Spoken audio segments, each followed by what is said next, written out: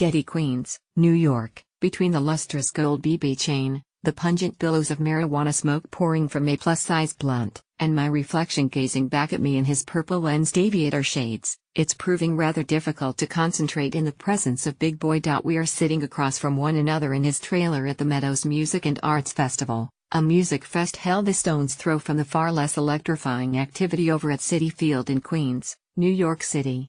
In an hour, the Atlanta MC will take the stage, dazzling the crowd with a medley of solo and Outkast hits, from Shutterbug to 18 Leons. But right now, the 42-year-old hip-hop legend is lazing on the couch, donning comfy-looking rap armor, a military-style khaki jacket, with matching pants, about 2 sizes too big. When I ask him how he's managed to maintain longevity in what Jay-Z once called a young man's game, he leans forward and takes a puff before flashing a big grin. A young man's game, or a distinguished gentleman with young man's face, he says. We gotta jump on the game when we were 16, 17 years old, whereas nowadays you see a lot of rappers getting on in their 20s. We started as teenagers, so that's why we still do what we do. We're still in touch with what the people want, and I've got 3 kids that keep me plugged into the streets. He pauses, puffing again. Hip-hop comes in a lot of different forms. Some of it is lyric-driven, some of it's driven by 808s or auto-tune, but we come from the school of making complete, whole albums of nothing but Jedi rap shit. Being a master at your craft, you have to always maintain the mindset of being a student. So I'm still learning. The wee Big Boy is referring to, as he does often during our chat, is Outkast, the groundbreaking hip-hop duo he formed in 1991 with Andre 3000. The genre-melding group birthed several classic albums, including 18 Leons, Aquemini, Stankonia, and Speaker Box/The Love Below, the latter being the only hip-hop album to ever take home the Grammy for Album of the Year. And yet, despite their success, do you rarely see Big Boy or Andre 3000 appearing on lists of the top MCs in the game? Perhaps they're so damn smooth that they make it look effortless. You can't rate something that's off the scale, you feel what I'm saying? Offers Big Boy. I can only be matched by Andre 3000, and we take pride in that.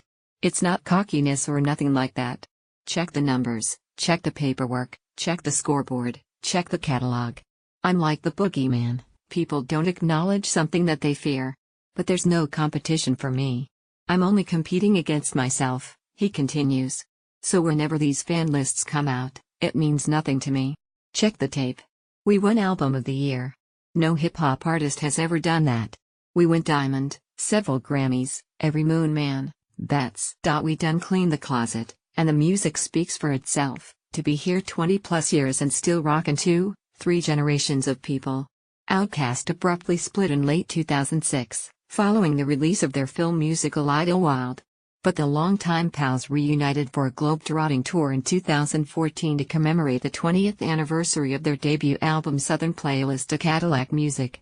Their breakup was famously spoofed in a popular Key and Peele sketch, with Andre 3000 depicted as an eccentric cartoon character in a Peter Pan hat, and Big Boy as the responsible adult tired of his new age nonsense. That shit was hilarious. That shit was hilarious? Big Boy says of the comedy bit. As far as its accuracy goes, however, he adds, way off. Way off. But perception is a motherfucker. For them to spoof what people think we are is crazy, and we both had a good laugh off that. What did they say? Bring him a latte with some sunflower seeds, or some shit? Dre would order straight tequila. Tequila and some vodka and some shit. The question remains, when will we get another Outkast album?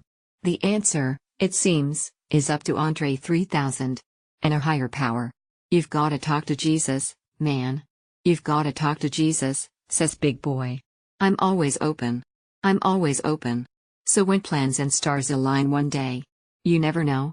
Since Outkast's untimely demise, Big Boy has presided over a thriving solo career, with the critically lauded albums Sir Lucius Left Foot, Vicious Lies, and Dangerous Rumors, and the recent Boomiverse, released this past summer. He's also released an EP and toured as part of Big Grams, his side project with the electro-rock duo Fantagram. Boomiverse is an eclectic LP that turns on a dime from 808s to acoustic guitars. There's one particular line on the album, though, that's generated a bit of controversy. On the surging single Kill Jill, which features fellow ATL natives Killer Mike and Jeezy, Big Boy raps, they say Cosby gave him roofies, Now who know what the truth is, what? But Big Boy insists that he is not pulling a Kanye West here. That sh.